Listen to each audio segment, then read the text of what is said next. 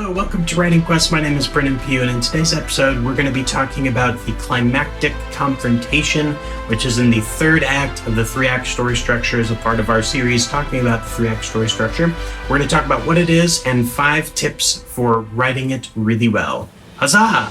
All right, so the climactic confrontation, what is it? Well, the climactic confrontation is in the end. It's at the end of Act 3, and basically it is the final battle scene. It's where and that doesn't necessarily mean it has to be a fantasy or sci-fi or anything. That could be the final conflict. It's the final conflict of the story where everything finally comes to a head, all of the story elements weave together, and then it has to be resolved. This is the final battle. So if you think about like the first pinch point is the first battle, the second pinch point is the second battle, this is the final battle. This is the end of the story. And so there's a couple of things, tips I have for you on how I'm trying to work on writing mine really well in my stories. So here are 5 tips on writing the climactic confrontation. Number 1, your main character finally takes charge and overcomes their fears. Now, in the pinch points, we see that they had a plan, it did not work. They made a new plan, it didn't work again. And it kind of just keeps preying on all of their fears and growing anxiety about what to do and how to, thwart the villain and go forward in their journey and all those types of things. And so this is finally where, they've had the darkest moment where everything was doomed, and then they had the aha moment, which is the realization, and now they're going to battle. They've overcome their fears, and they've said, this is what we're going to do. I'm standing my ground. I'm either going to win or I'm going to lose. Before, it wasn't so much about winning. It was mostly just about surviving and running away. So now it's about, we're not going to worry about surviving. We're not going to run away. We are going to face the villain, and we are going to do everything that we can to win or lose. This is the end.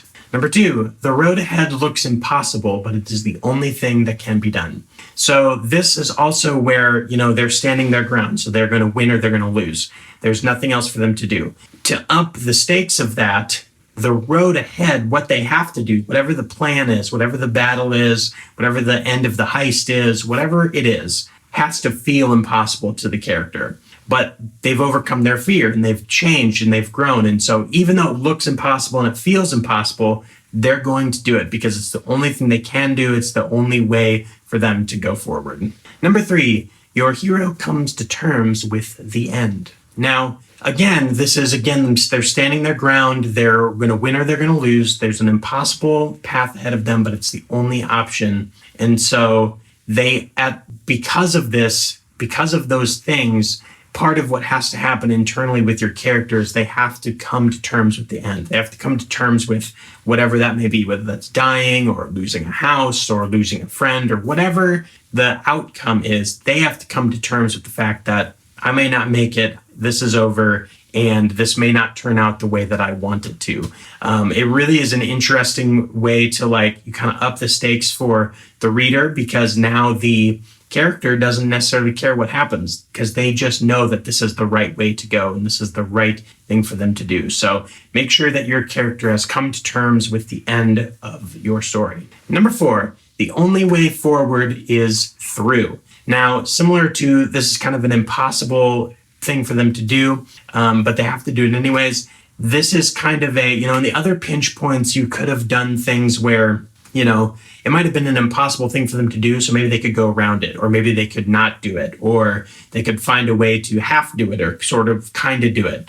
This, they cannot. The only thing that they can do is go through the problem. They can't go around the problem. They can't change the problem. The only thing they can do is go through. So if you're thinking like a final battle scene, it's like the enemy is there, the villain is there with his army, and they're all around him, and the main character can do nothing except go through and fight the battle that needs to be fought. So it's an impossible journey for them to take, but it's the only journey they can take.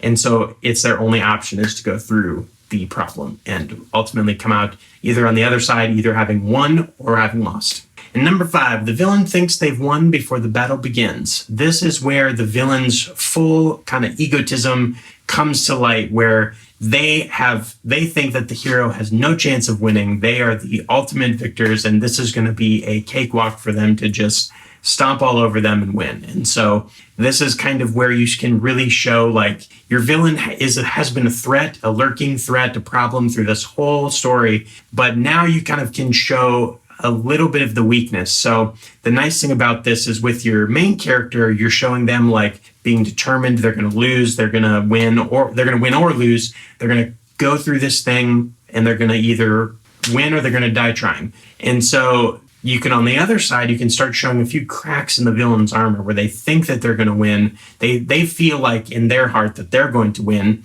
but maybe there's a few cracks that they don't know about. Maybe there's a few things that the hero knows that they don't know. And so it's just another way to kind of build up the psyche of your villain in a way that the reader kind of watches both things happening and going, I don't know what's going to happen here. So make sure that your villain thinks that they have won the battle before it begins. That's it for this episode of Writing Quest. Thank you so much for watching. I hope you learned something about the climactic confrontation of your story. Leave a comment below and let me know what you think, or if there's any other tips or things that you know about that help make the climactic confrontation better. Make sure to comment, share, subscribe, all of those things. It really helps out the channel. And we will see you next time on Writing Quest. Huzzah!